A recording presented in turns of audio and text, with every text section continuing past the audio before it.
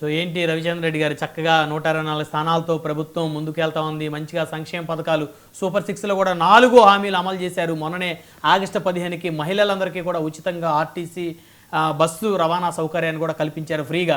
So చక్కగా చాలా కష్టపడి అభివృద్ధిని సంక్షేమాన్ని 2 కళ్ళులాగా చూసుకొని ముందుకు వెళ్తూ ఉంటే ఈ చిన్న చిన్న డిస్టర్బెన్సెస్, కొంతమంది ఎమ్మెల్యేలు తెలిసి తెలియక చేసినటువంటి పొరపాట్లు ప్రభుత్వాన్ని కాస్త ఇరకాటంలో ఏమైనా పడేస్తానని అనుకోవచ్చా?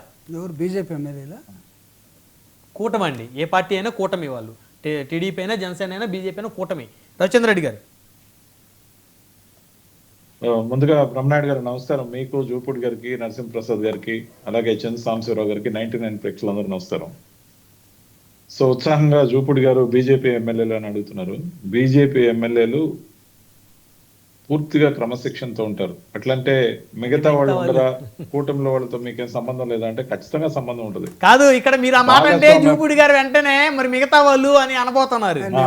అనబోయేలుగా నేనే చెప్తున్నా కదా, వాళ్ళతో కూడా మాకు సంబంధం ఖచ్చితంగా కూడా అలయన్స్ పార్ట్నర్స్ గా వాళ్ళు చేసే ఏదైనా ఈ అవకతవకలు కూడా కూటమికి చెడ్డ పేరు తెస్తాయి. కాబట్టి అవును, పవన్ కళ్యాణ్ గారి పార్టీకి సంబంధించి ఎక్కడో ఒక దగ్గర ఇద్దరు కట్టు తప్పుతున్నారు అనగానే పవన్ కళ్యాణ్ గారు ఇన్వాల్వ్ అయ్యారు. అలాగే చంద్రబాబు నాయుడు గారు కూడా సరైన టైంలో ఇన్వాల్వ్ అయ్యి వాళ్ళని దండించడం లేదే వాళ్ళని అదుపు చేయడం అనేది ఆయన బాధ్యతగా తీసుకున్నారు. మీరు అన్నట్టు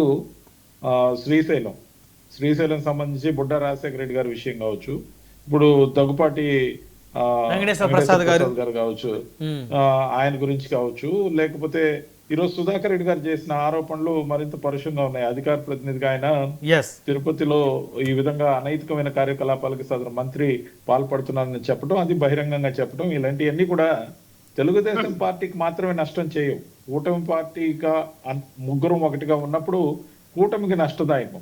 అవును, ఖచ్చితంగా కూడా నష్ట నివారణ చర్యలకి, క్రమశిక్షణ చర్యలకి చంద్రబాబు నాయుడు గారు ఎట్టి పరిస్థితిలో మొహమాటానికి పోరు. ఇలా మొహమాటానికి పోయినందుకే, ఇలాంటి దోషణలు చేసినందుకే, జగన్మోహన్ రెడ్డి గారు చూసి చూడనట్టు ఉండనందుకే ఆ రోజు ఫలితం రుచి చూసాం. గతంలో వైఎస్ఆర్సీపీకి ఏం జరిగిందో చూసాం. ఆ రోజున వల్లంనేని వంశీ గారు అన్న మాటలైనా, ఈ రోజు దగ్గుబాటి వెంకటేశ్వర ప్రసాద్ గారు అన్న మాటలైనా అనైతికం. ఆ విధంగా మహిళలను దూషించి మహిళలు ఉసురు పోసుకున్న ఒక్కరు కూడా గెలిచే అవకాశాలు ఉండవు. మహిళల్ని ఏ విధంగా దూషిస్తారో వాళ్ళు ఉసురు తగిలితే మళ్ళీ అడ్రస్ లేకుండా పోతారు. అది ఎవరైనా కావచ్చు, ఏ పార్టీ వారైనా కావచ్చు.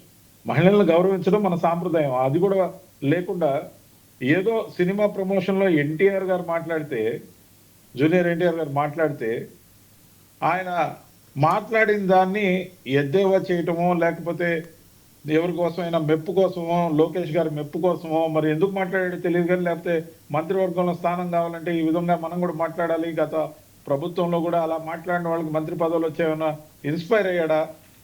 కానీ అనైతికమైన మాటలు మాట్లాడిన అతని మీద క్రమశిక్షణ చర్యలు ఉంటాయి తెలుగుదేశం పార్టీ నుంచి అని నేను భావిస్తున్నాను. ఎందుకంటే ఆ వీడియో నేను చూడడం జరిగింది. ఈ రోజు వచ్చి ఆ వీడియో నాది కాదు అంటే అది కరెక్ట్ పద్ధతి కాదు. ఖచ్చితంగా బేషరతుగా చెప్పాలి, క్షమాపణ చెప్పాలి. ఖచ్చితంగా కూడా వారు అయిపోయిన తర్వాత అడుగుతున్నారు, అంటే వార్నింగ్ ఇచ్చారని అడుగుతున్నారండి రవిచంద్ర రెడ్డి గారు. దగ్గుపాటి వెంకటేశ్వర ప్రసాద్ గారు కూడా చంద్రబాబు గారు ఏమైనా వార్నింగ్ ఇచ్చారని అడుగుతా ఉన్నారు జూపూడి గారు. ఖచ్చితంగా ఫోన్ల ద్వారానే ఉంటాయి అవన్నీ కదా. బహిరంగంగా ప్రజా జీవితంలో ఉన్న వాళ్ళకి బహిరంగంగా వార్నింగ్లు కూడా షో ఆఫ్ అంతా